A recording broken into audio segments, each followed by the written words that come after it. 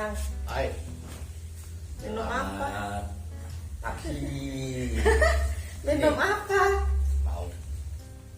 Apa tuh? Berembayan jamu ketan oleh-oleh khas Bayan. Bayan itu Pak ya, boleh enggak? boleh. Bayan itu satu daerah di Lombok. Jadi ini ketika aku sewa mobil dari Torean sampai ke bandara itu kan jauh. Aku bilang, Bang, mampir di tempat souvenir. Itu yang kemarin tak kasih. Aku iya remeh, nagih oleh-oleh. Lah sudah dikasih gitu kok. Ini apa? Mau ini? Tapi kok aku nggak dibeliin kaos? Ini kaos ini, bukan ya dicuci ya. Kaosnya dicuci. Kalau kaos mendaki itu ya abdolnya kamu harus mendaki. Aku tuh sudah mikir, ini tak belikan kaos mau Rinjani tapi kamu nggak pernah daki, itu kan berarti hoak. Ya kan nanti toh, nek aku ada waktu tuh pasti aku sampai sana. Sudah sampai sana dulu. Beli sendiri. Bukan, tak sangoni untuk beli kaosnya, toh. Tapi tiket pesawat dan sebagainya, porter dan sebagainya itu kamu sendiri. Ya tapi kaosnya itu disangon ini harga kaos kali 10. Loh, ngapain kamu mau belikan orang sekampung? Yaudah. Nggak bisa gitu. Nah kalau sekarang kamu mau pakai kaos Rinjani ya harus ditulisi supaya nggak hoak. Aku ingin naik Rinjani. Nah gitu. Ya nanti gantian sama kaosku. Kondisinya gimana? Kondisi yang apa ini, sariawan ini masih sakit, masih agak sulit buat menelan. Terus kalau lutut yang sempat cedera ini sudah membaik. Kan kamu juga yang menjitin. Jadi ini oleh-oleh dari Rinjani yang. Iya, tapi itu buat diriku sendiri. Kan waktu kecil cita-citaku itu antara lain kan banyak ya, jadi dokter ya, tapi kalau jadi dokter kan kesampaian. Aku kan jadi doktermu toh. Nah yang nggak kesampaian itu ahli geologi. Akhirnya aku pergi kemanapun mesti bawa pulang batu lah, apa gitu. Ini kayak ya, kayak di Slamet ya? Iya, yang ini kayak gitu. Apa kayak struktur batunya? Iya. Ininya kayak tajam ya? Tajam, tapi yang di Selamat lebih keras. Lebih keras. Ini mukul ya? Ini masih lapuk. Kok ini beda batunya? Yang ini di puncak, ini perjalanan di puncak. Ini kawasan puncak tapi bukan yang tertinggi. Ini menuju puncak atau sudah Ya. di puncak? Sudah di kawasan puncak, tapi bukan titik tertinggi. Oh gitu. Titik tertingginya ini batunya. Beda ya? Beda. Tajam juga loh. Iya. Ya, kan? Ada ini kok, bule yang luka-luka ini. Ini Kenapa jatuh? kepleset dia terus jatuh kena batuan itu. Oh lah ya, ini tajam, lumayan tajam juga. Nah, ini aku yang beli ini sebelum berangkat. Masih amis, belum dicuci. Ya belum dicuci lah. Berarti kemarin jadi mancing. Jadi Beneran? dong. Jadi salah satu cita-citanya kan memang mancing di Segoro Anak itu. Dapat Bahkan kita siapkan pancingnya kan. Ya dapat. besar-besar. Kamu lebih besar. Lah ya. Gini loh gini. Oh, Nggak ada orang mancing itu. Ya nyarinya ikan besar. Pokoknya dari rumah aku harus dapat ikan besar. Dapat ikan itu sudah harus disyukuri. ya enggak kan gini toh. Kan misalnya dapat agak besar gitu kan bisa dimasak, dimakan gitu kan. Lah kalau mau Enak. ikan besar itu di pasar bukan mancing. Di pasar itu banyak, kamu tinggal pilih biayanya lebih murah daripada mancing. Enggak gini loh, kan ada apa ya, kayak ada kesenangan tersendiri gitu. Misalnya wah aku mancing di Segoro Anak dapat ikan besar gitu Ikan kan. duyung ya. Kamu Bawa berarti pulang ikan duyung. ya kamu bawa ke sana ceburi terus pancing gitu. Enggak ada lah ikan besar di sana, wong itu udaranya ada dingin. Jadi ikan paling besar mungkin ya ini ya yang kelihatan loh ya, yang kelihatan ini. Itu. Terus umpannya apa yang? Umpannya itu sebenarnya di sana itu karena ikan itu kan terbiasa sama pendaki ya.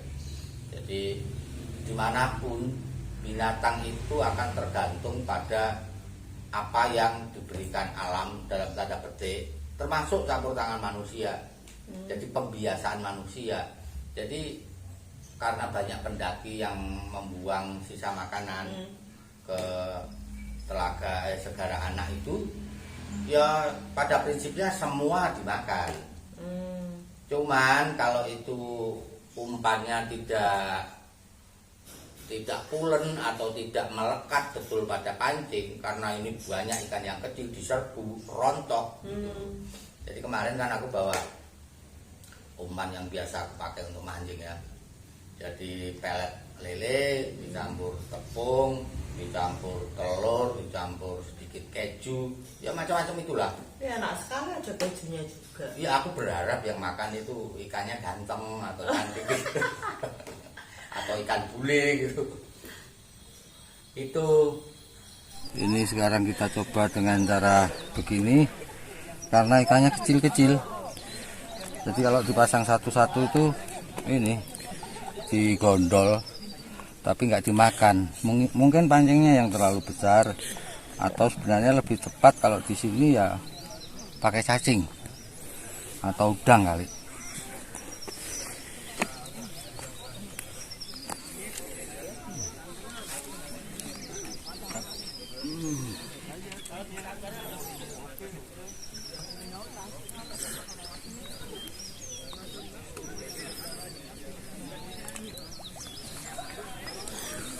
Wih.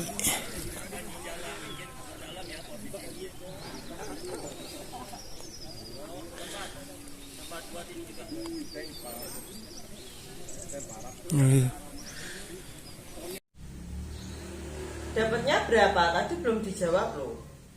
Dapatnya 4. Hah? Cuman 4? Gini. 4 itu jadinya 2 puja 2 apa? Ya, dua-dua. Dua-dua. Terus jadi aku memang bilang sama Puja, udah gak usah banyak-banyak.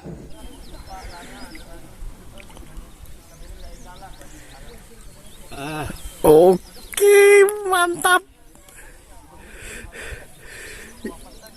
Ikan kedua, Pak. Kalau 2 orang terus dapatnya 2 gitu ya.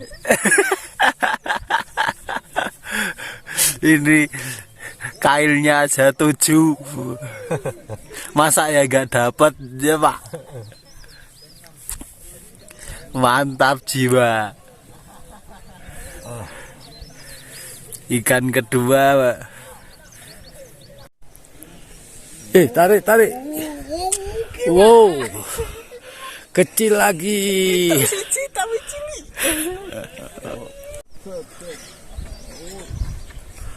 Yo. Ya. Ikan kedua bagi Puja. Dan bisa mancing gitu yang. Dan di sana makin banyak teman-teman pendaki yang jadi nelayan. Makin siang makin banyak yang mancing.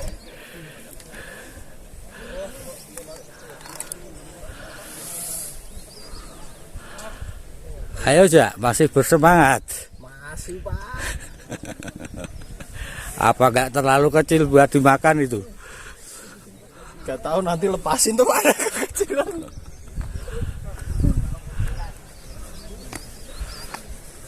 Kita berjuang untuk cari yang besar.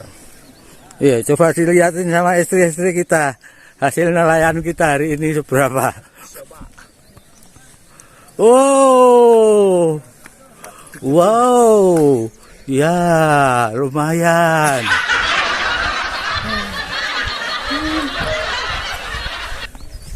Aku paling suka itu malah sama senyum kepuasannya Puja itu. Dari jalan dia sepanjang jalan udah ngomong awas kalau nggak dapet ikan. Karena apa? Karena jalannya jauh. Perjuangan. Karena apa? Karena Aku kan tanya dulu sama porter. Mm-mm. Kamu nggak tanya berapa jauhnya Segoro Anak itu dari Pelawangan? Berapa? 5 jam perjalanan. 5 jam. Jadi setelah turun dari puncak, kita itu sebenarnya bercita-cita ya 1 atau 2 jam tidur gitu. Tidur di Pelawangan dulu supaya ada recovery-nya. Dan lututku kan memang juga sudah mulai error. Puja mengusulkan kita istirahat 1 jam 2 jam sambil porternya memasak. Porternya itu bukan koki, jadi masaknya agak lama. Jadi untuk nyiapin mie aja dia butuh sekitar 1 jam. Lama banget. Ya karena dia harus ini mengiris-iris sayur-sayuran. Kan aku nggak mau kalau cuma mie instan. Itu harus ada sayuran, harus ada wortel, harus ada ini apa? Brokoli, ada kol, ada pobisnya itu, ada buncisnya, ada wortel, sudah ya tomat. Jadi gitu lama. Nah, ternyata karena kami sudah kesiangan sampai di Pelawangan, porter bilang ini takutnya kita kemalaman dan saya tidak menganjurkan untuk perjalanan malam. Dia udah harus tahu sendiri itu. Kalau tidak dianjurkan oleh penduduk setempat untuk perjalanan malam, berarti kira-kira medannya susah. Satu. Atau yang kedua ada something. Banyak terjadi peristiwa something. Nah, kebetulan pada malam kami menginap di Pelawangan itu ada bule cewek yang harus dievakuasi dari Segoro Anak. Jadi aneh ini, jadi tiba-tiba orangnya itu jatuh sendiri, kayak semua staminanya itu disedot. Oh gitu. Iya, jadi bahkan dia bilang tiba-tiba kayak saya kehilangan banyak darah, tapi nggak ada ini, nggak ada luka, jadi dia abruk gitu aja. Nah itu kan di evakuasi terus di istirahatkan di satu shelter darurat dekat di video enggak dingin sayang, dingin Nepal, jadi kita males keluar dari tenda. Pada malam kami mendaki itu, menurut keterangan sopir yang di Torean, suhu Torean harus dicatat loh. Torean itu ketinggiannya cuma 600 mdpl loh. Sedangkan Pelawangan itu 3000 lebih lah. Puncak 3726. Ya katakanlah mungkin sekitar 500 di bawah puncak. Ya katakanlah 3200 berapa lah Pelawangan itu. Bayangin suhunya berapa. Kalau di Torean aja 4,5 ya. Gitu. Jadi kita udah nggak sempat ini. Lagian kalau itu berarti cuma denger gitu, cuma denger ada. Ya bukan hanya denger gitu, tahu ributnya. Tapi ya sudah nggak usah di ini. Lagian kan kayak gimana lah, kayak kepo, ada orang celaka malah di video. Ya enggak, maksudnya tuh kok kan mau lihat kondisinya kayak gimana. Terus kalau lihat kondisinya mau apa? Kita dokter apa? Bukan kan misalnya gini, misalnya cerita di rumah gitu kan, cerita sama aku, sama sedulur diri gitu kan. Ada bukti-buktinya. Ada. Emangnya kamu polisi? Ya enggak, nanti yang kamu mau percaya mau enggak ya terserah, aku mau cerita gitu kondisinya. Jadi itu yang membuat akhirnya aku putuskan udahlah, nggak usah masak aja bang. Terus gimana? Jadi kami hanya goreng pisang apa gitu loh. Nah ya sudah itu aja kami bawa. Terus minum, kami turun. Berapa lama perjalanan? 5 jam. Itu normal. Itu jam berapa dari situ mau turun? Dari situ itu sudah jam 2 ya. Jam 2, jadi sampai Pelawangan itu kami sudah jam 2. Itu, nah akhirnya kami turun lah. Dan memang medannya susah. Jadi porter kan tak suruh duluan. Udah, daripada Anda kemalaman, Anda kan bisa berjalan lebih cepat dari kami. Kalian berjalan, bikin tenda di Segara Anak, jam berapapun pasti kami nyusul. Gitu. Nah, berarti kan lama banget. Nah, paginya itu kami mancing itu dan saya kan ngobrol juga sama dokter, kita enaknya turun jam berapa. Dia sarankan turunnya sekitar jam 7. Loh, kok jam 7? Lah, kita kan harus ngecamp lagi. Karena dari Segoro Anak sampai Torean itu normalnya 12 jam. Wih, lama ya. Berarti tidak bisa ditempuh sekali jalan, itu harus ngecamp lagi. Lah, ngecamp berarti harus mencari tempat yang ada airnya. Dan tidak terlalu bermuatan mistis yang secara empiris misalnya terjadi ada kayak orang celaka tadi atau orang bingung. Kan di sana banyak juga orang yang tersesat. Tiba-tiba kayak bingung merasa berjalan di jalan setapak nggak taunya di hutan gitu. Ya, banyak kejadian kayak gitu. Serem juga ya. Mendaki nggak ditemukan orangnya, ditemukan barangnya kayak gitu. Itu berarti turunnya jam 7 pagi. Sarannya dari Porter. tak tawar. Nek jam 9 dia bilang, wah itu sudah terlalu siang. Dia belum cerita tentang hutan yang agak horor itu, dia belum cerita itu. Tapi dia hanya bilang satu, jaraknya yang jauh dengan camp yang akan kita dirikan. Terus yang kedua, bapak aku itu belum mandi, nanti bapak mandi aja di sumber air hangat, di mana pasti bapak juga agak lama di situ. Yang ketiga, jalannya susah, terjal, itu ya sudah. Ya sudah. Akhirnya aku bilang aku gini aja deh, kita besok bangun jam 6 pagi, mancing sampai jam 8. Nah jam 8 itu kita makan terus pulang. Itu. Nah sekarang bayangin dalam keadaan dingin, masang pancing, masang apa, kira-kira itu untuk masang pancingnya butuh berapa lama? Nah katakan itu 1 jam karena ruwet ya, macem-macem gitu ya. Terus ngadu ibu umpan itu dan sebagainya. Jadi sebenarnya mancingnya itu mungkin hanya setengah jam, pendek sekali. Yang penting bisa merasakan ini loh, dapat sensasinya di Segoro Anak. Nah, karena apa, nilainya itu perjalanan. Untuk sampai di spot itu memang butuh perjuangan yang berat. Kalau sampai nggak dapat ikan sudah bawa pancing, kan ya lucu gitu. Ikannya juga masih ogah-ogahan makan itu jam 10. Iya, itu banyak yang mancing di situ dan mereka ngomong kayaknya siang sedikit ini bagus. Nah kalau siang dikit ya udah ditinggal porter. Mau makan apa? Mau makan ikan. Karena padahal kecil-kecil. Kayaknya kecil-kecil gitu. Jadi ikannya gimana? Kan dapetnya 4 kecil-kecil. Jadinya dimasak apa gimana? Gini. Yang ini harusnya tak ambil foto tapi enggak. Aku kecewa yang ini pada diriku sendiri. Jadi di sana kan ada standar besar ikan supaya bisa dimakan kan. Kalau ikan kecil dipaksakan untuk dimakan berarti dia harus digoreng garing. Artinya minyaknya banyak. Kalau minyaknya banyak ini bukan soal ongkosnya, tapi soal beratnya beban yang harus dibawa.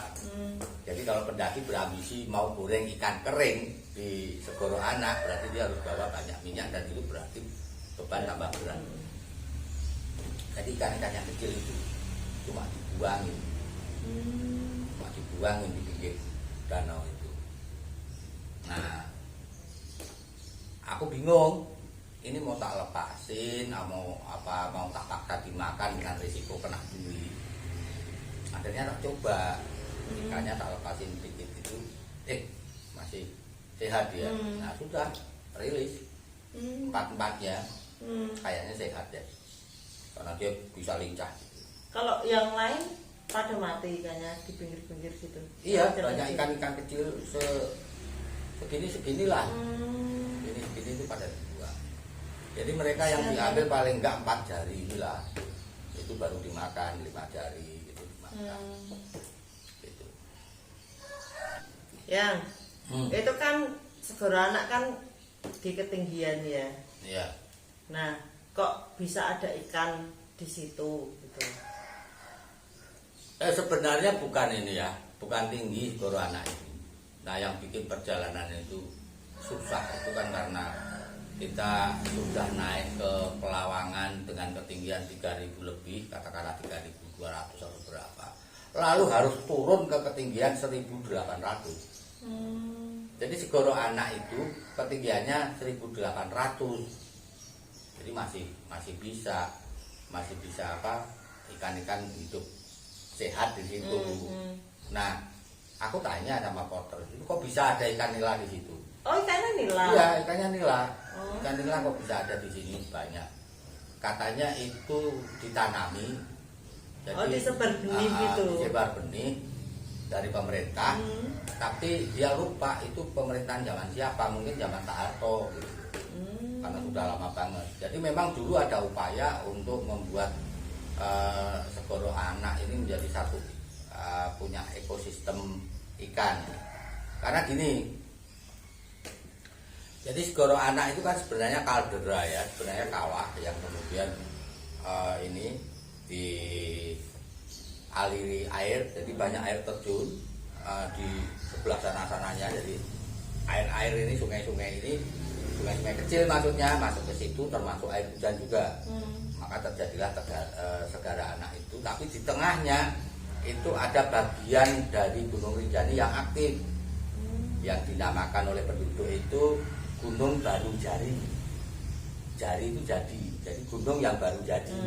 Jadi bagian yang aktif dari Rinjani itu ya Gunung Baru Jari ini. Ya ini dikelilingi oleh segoro anak. Nah, artinya aliran belerang dari, karena ini hidup itu kan belerangnya mengalir juga ke situ. Ada bagian yang airnya itu kuning dan tidak bisa ikan hidup di situ.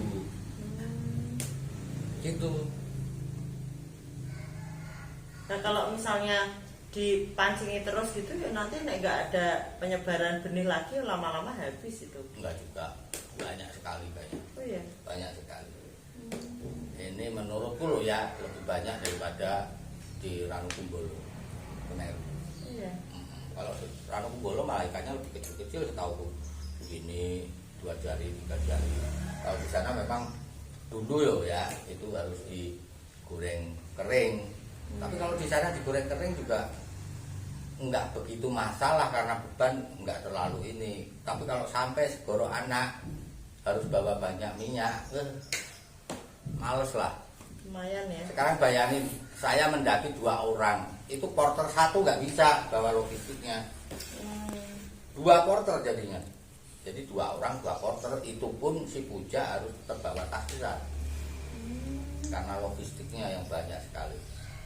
Kalau enggak ya bisa kelaparan ya karena jauhnya itu ya. Itu pun ketika terakhir, hari terakhir itu sudah gak bisa makan kecuali mie instan. Oh gitu. Jadi buah habis sudah, terus susu habis. Perasaannya gimana yang bisa mancing terus dapat ikan di segoro anak gitu, perasaannya jenengan gimana? Ini dijawab jujur atau dijawab bohong? Ya jujur toh, masa bohongan? Aku nyesel. Saya kenapa? Nggak tahu ya. Jadi perasaannya itu ketika ikan itu kena itu nggak kayak kalau mancing di sini gitu. Aku membayangkan mereka kayak kita gitu loh, ya dingin ya apa gitu ya, mencoba dengan penuh harap makan sisa-sisa pendaki tapi ternyata ada kailnya dan tidak kita makan gitu loh. Kecuali dapatnya itu kita konsumsi atau bekal itu memang kurang, mancing di situ itu survival. Ini kan enggak, waktu di segoro anak masih bekal kita masih cukup. Kenapa aku harus menyakiti ikan ini hanya untuk kepuasan gitu loh. Ada rasa itu. Jadi nanti kalau ada jodoh mendaki lagi, yang jelas aku nggak akan mancing. Cuma menikmati suasana di sana aja ya. Kalau aku mendakinya sama kamu, aku mending mancing masalah. Mancing masalah sama kamu. Maklum lor, Udah lama nggak ketemu jadinya gini. Kenapa? Agak gimana gitu ya? Soal mau cari-cari masalah. Tak pikir-pikir toh yang nanti nek misalnya aku ada kesempatan, ada waktu, ada rezeki, badan sehat, bisa kerinjani, aku juga nggak mau kalau mau mancing di Segoro Anak. Mending mancing di itu loh, taman laut, iya ta? Mancing bandeng. Mau di pantai Semarang itu. Terserah, tapi Mancing bandeng. mending kita itu saling memancing aja. Saling pancing memancing. Atau mulai lor kayak gini lah kalau misalnya lama nggak ketemu Ya bener jadinya juga, tutup aja kita modelnya kayak pancing-pancingan gitu. aja yuk. Ya saya aku juga mau masak gitu loh. Lah kapan aku mancingnya? Hah? Ya masak dulu, habis masak mandi Mancing. pancing-pancingan. Harusnya itu mancing dulu baru masak. Ya enggak, nanti anak-anak piyen ndak makan udah siang, udah jam Oh, gitu segini. ya. Anak-anak kasih makan terus kita mancing. Udah yuk tutup. Sebentar. Ya Aku itu mau tadi nyiapin lor. umpan. Itu tadi lor cerita sedikit tentang Gunung Rinjani. Iya. Pendakiannya Mas Alek, masih ada banyak lagi cerita-cerita tentang perjalanannya beliau. Tunggu aja, tetap. Kalau spotnya memang bagus, spot mancingnya luar biasa. Itu danau dengan pulau yang mengepulkan sayap, pulau. Tapi itu emang bagus kok dari perjalanan Iya. dari bawah kok. Kok memang Tapi bikin iri yo. nek saya yo ngapain sih harus dipancing, dilihat aja mungkin ya. Dilihat Lah ya aja. menikmati suasana sambil minum-minum kopi. Bulan madu. Mak. Bulan madu sama ikannya. Abang buat aja. Oke.